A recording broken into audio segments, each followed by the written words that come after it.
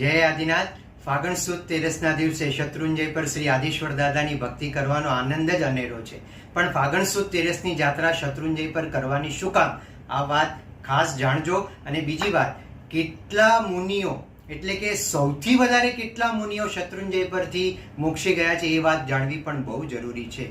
આસો સુદ પૂનમના દિવસે 5 પાંડવો સાથે 20 કરોડ મુનિ, અજીત સેન મુનિ સાથે 17 કરોડ મુનિ, બાહુબલીના પુત્ર સોમયશા સાથે 13 કરોડ મુનિ, કાર્તકી પૂર્ણિમાના દિવસે દ્રાવિડ અને વારિકીલ સાથે 10 કરોડ મુનિ અને ફાગણ સુદ તેરસના દિવસે કૃષ્ણ મહારાજના 2 દીકરા શ્યામ અને પ્રદ્યુમ્ન સાથે 8.5 કરોડ મુનિ શત્રુંજય પરથી મોક્ષે ગયા છે.